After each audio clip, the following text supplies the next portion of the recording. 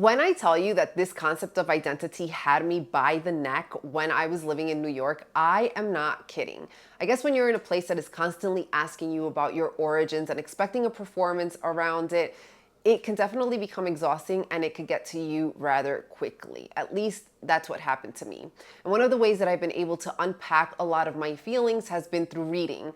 Reading has helped me feel less alone, and it has also given me the tools that I need to put my emotions in place. And today I bring 4 book recommendations for you that revolve around the topic of identity, talking about things like memory, growing up between cultures, the projection of minorities in the media, and immigration, and the things that happen to people when they leave their home country. Hi, my name is Rebecca. I was born and raised in New York City to Colombian parents, but I have been living in Medellín since 2018. I am a tour guide here, so if you ever feel like coming to Colombia, or you are already in Colombia and would like to walk the streets of Medellín with me, I have left all of the pertaining information in the description of the video. I also make content to Colombian travel and things first generation American. So if that sounds interesting to you, you can consider subscribing. If you're enjoying my videos and the work that I do on my blog and would like to support, you could buy me a coffee.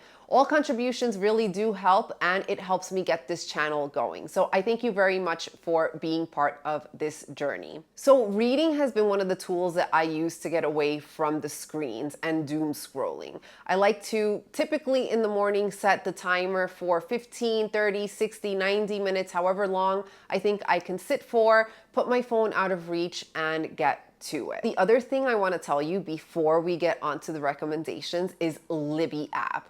Libby app is like Disney World for readers or people that are exploring and wanting to get into reading. You connect to it through your local library card, and it's like a digital library. You could legally download books into your phone or email them into your Kindle. You don't have to worry about returning the books because it automatically just disappears once the time is up.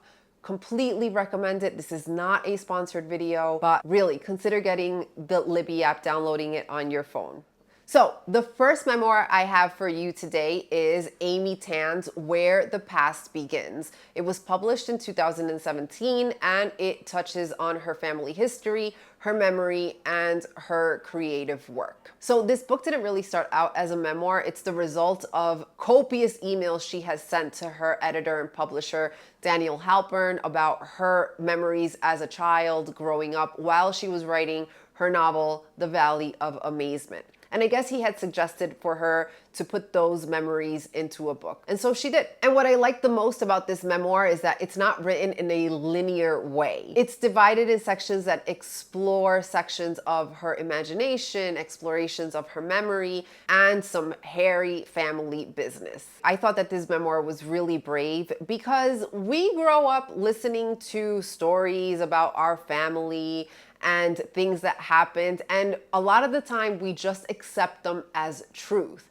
And what she did was she went in confronting her truth. She wanted to confirm that what she thought about herself and her family were accurate. And she had 7 plastic bins of family memorabilia to get that done, where she stored a lot of things like diplomas and letters and pictures and poems and photographs, a whole bunch of things. And she discovered a lot about herself that she didn't know before. I think that the challenges of people that grow up between 2 cultures are generally the same, but the undertones shift a little bit from one generation to the next. Amy Tan grew up in California in the 60s and 70s, and I think that immigrant assimilation in the United States looked very different back then. I think today we embrace diversity and different cultures in the United States, and we celebrate them for the most part. But in her time, I think that assimilating meant letting go a lot of your heritage, including language. And I think that around this time, a lot of parents raised their children as monolingual English speakers because there was this theory going around that if a child learned 2 languages at the same time, that they would get confused and that it was going to delay their speech. That was the justification behind it, but I think that there was this unspoken an idea that if the child learned only English, it would give them more advantages because it would avoid them from being discriminated, or it would give them more opportunities. And Amy grew up in this time, and her Mandarin is very limited. The Mandarin that she knows is things that she picked up at home listening to her mother talk to her family. But even still, this limited Mandarin definitely shaped her experience and her relationship with things around her and her environment. And I enjoyed very much learning about that process. I also found it interesting to see how success was defined at that time. I think that there was a very specific path to follow, and a lot of it was influenced in this over glorification of her parents' view of the United States, and also it was based on her parents' own insecurities and their own traumas and feelings of not being enough. I think that growing up, we see our parents as these heroes, right? Especially in immigrant families. We hear these stories of how they left their country, they left everything behind to give us a better future. And I don't think that that's a lie, I'm not really trying to knock that hustle. But one of the things that I enjoyed about this memoir was Amy's need to challenge that idea of the perfect parent. And she did it in a very gentle and loving way. She wanted to understand her history in a more honest way. She grew up hearing these stories about her family, and they were full of contradictions and unclear truths. And so she investigated. As a matter of fact, I think that that's what led her to become a fiction writer. She just wanted to make these stories make sense for her. And a lot of these contradictions and half-truths that she heard throughout her entire life came from her mother, who is actually one of the emotional cores of the memoir. She had a very trying relationship with her.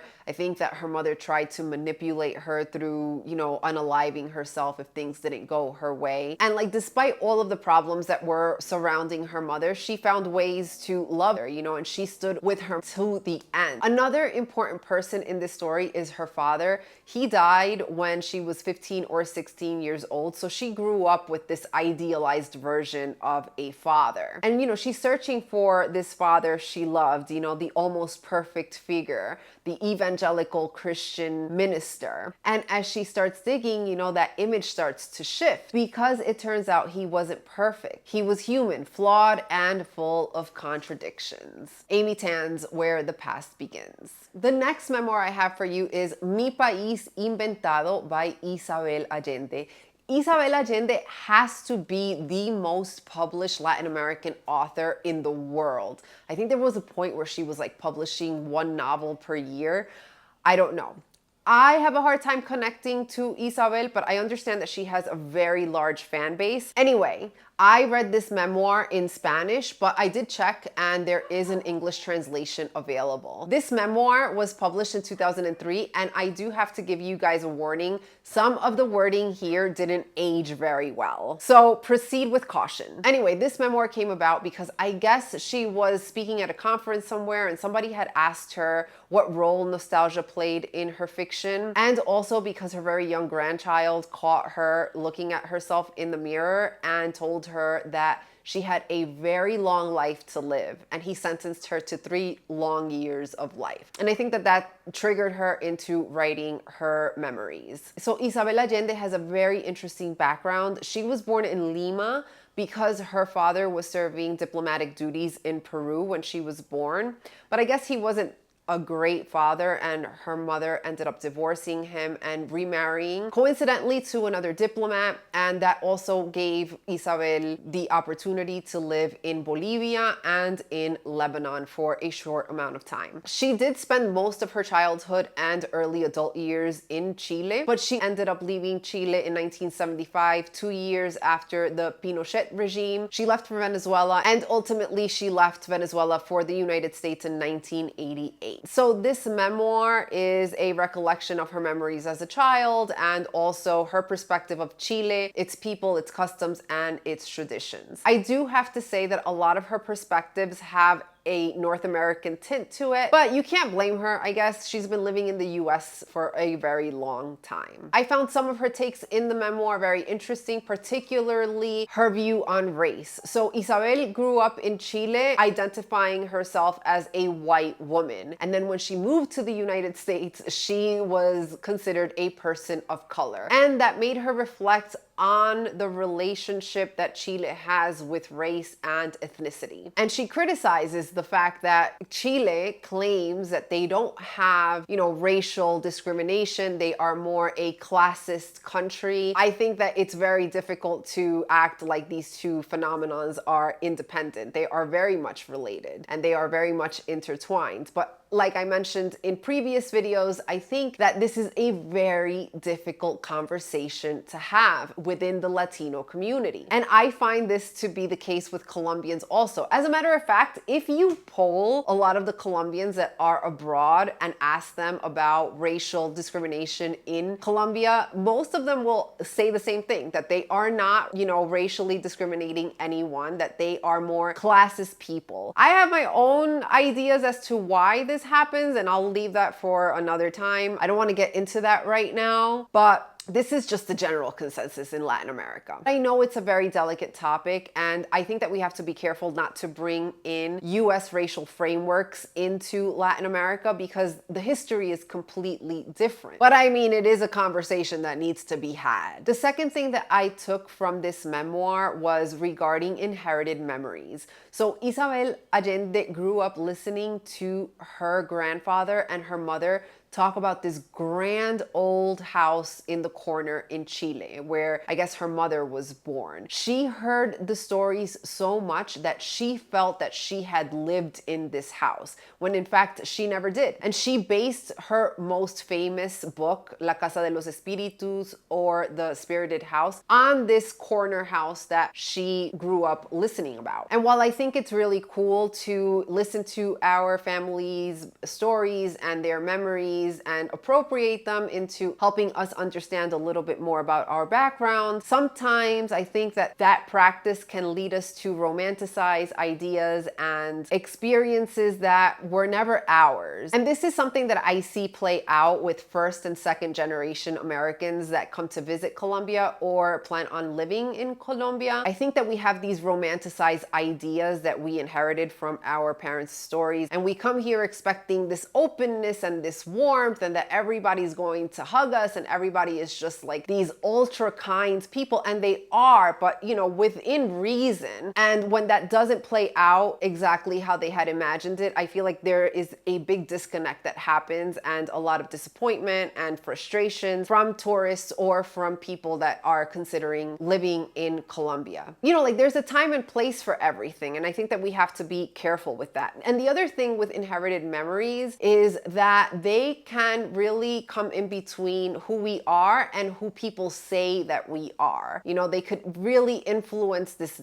performative narrative that I'm always talking about. So, just a little caution with these stories and memories that we hear from our family. So, Mi País Inventado, everybody, by Isabel Allende. So the third and last memoir I have for you is Stay True by Hua Hsu. I don't have the book with me. It was a Libby app digital loan.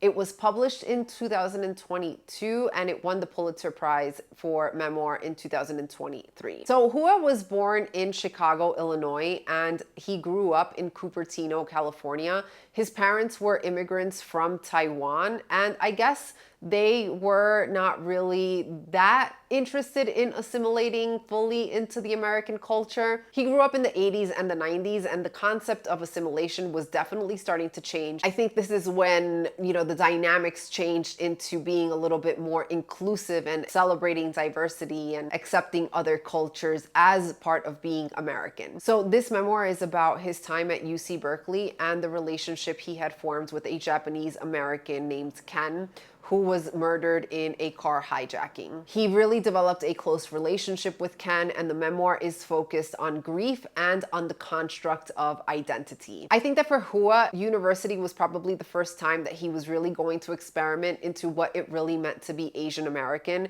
because he lived a very traditional Taiwanese life at home. And one of the things with regards to identity that I gravitated the most in this memoir was the projection of minorities in the media, and in the Asian American culture case was the lack thereof. So Hua was this counterculture kid that ran a zine in the 90s where he sorted out the world in two categories, in the things that he really hated and things that he really loved. And basically everything that he hated was mainstream pop culture. And I think he doesn't say this in the memoir, but I think that one of the reasons why he hated mainstream pop culture was because he didn't really see himself in it. And so the natural thing to do is kind of like to push away from it, you know? But then on the other hand, we have Ken. Ken is this Japanese American who is fully immersed and sold on American culture. He belongs to a fraternity, he's dating white girls, he's wearing Abercrombie and Fitch. And initially Hua hated this guy, you know, he was everything that he stood against. But I think Ken was a person that was very comfortable in his own skin, and they ended up developing this really, really close bond. And the things that they bonded on were the shared Asian culture. I think that they were both trying to figure out what it was or what it meant to be Asian American in their own ways. And I think that media in the 90s did show a representation of Black and brown people. Even though they were caricaturized, they were still there, but there was an absence of Asian Americans. And they came into that realization together. They both tried to make a list of all of the Asian Americans on TV, and they couldn't come up with anybody. And I think that this either rejection on Hua's half and total acceptance on Ken's behalf was a way that they were able to kind of deal with this invisibility in the media. In the memoir, there's also this story about how the people from the real world went to Ken's fraternity trying to recruit people. And I guess Ken had asked them like, hey, how come there aren't any Asian people on your shows?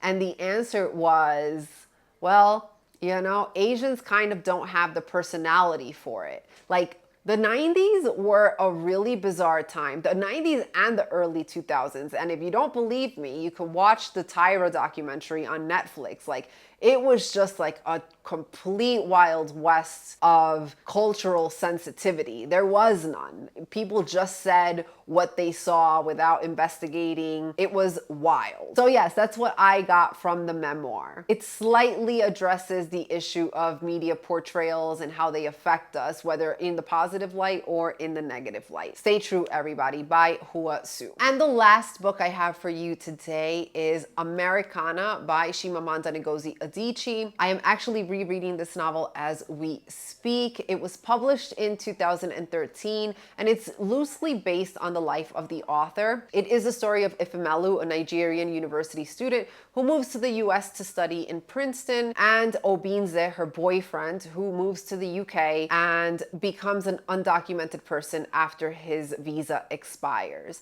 I think a lot of people like to begin talking about this novel by picturing it as a romance. And yes, there is romance. It's a love story between Obinze and Ifemelu. But I think that there's a lot more happening in the novel that is not about the relationship that are probably more important. I think this book does a really great job at exploring the racial dynamics in the US. Ifemelu is a Nigerian woman who is studying at university and didn't really identify as Black until she moved to the United States, because race is not the primary lens or focus that people view their identity as in Nigeria. I think she paints a really good picture of how Blackness is experienced in the US, and she touches a lot on tribalism and the differences, right? So the Caribbean Blacks and the African Blacks and the shunning of the Black Americans. It's the story of immigration and the changes that people go through, right? When you immigrate, a lot of things about yourself changes. The way you dress, the way you speak, your vocabulary, your tone, your accent. And she really captures this by observing the changes in herself and by observing the people that had been living in the US for a long time. I think that I've become a little bit more sensitive and more critical about United States culture after not being there for so long or not living there for so long. I think that in the novel, she explores this American wokeness and how how Americans use their connections to developing countries in Latin America or Africa as kind of like a way to position themselves socially. And it's something that I notice a lot with a lot of YouTubers that come from the United States into Colombia and are here for a short amount of time and do these great YouTube videos romanticizing how great life is and how in tune with the culture they are. That's been a revelation for me. I also never realized like how optimistic American people can be. There's this whole you can do it culture. I mean, they even did a whole TV show surrounding this topic, which is Ted Lasso. If you haven't watched it, please, it is so funny. 100% recommended. But anyways, the other thing that I think she does a really good job at is showing us the immigrant experience in the UK through Obinze. Obinze is an undocumented person after his visa expires, and he goes through completely different experiences. I think that the UK has a system that is much less focused on race, but really stresses class and social status. And I think that the book does a really great job at juxtaposing these two stories, completely different immigrant experiences in two different countries. Americanah, everybody, definitely recommended. Anyway, these are the books that I have recommended for you today. If you have read them, let me know in the comments what you thought. I'm also taking book recommendations, so if there's anything that you have enjoyed reading, just drop them in the comments and I'll put it on my list and hopefully get to it. But that is all I have for now, and I will see you in the next video. Bye.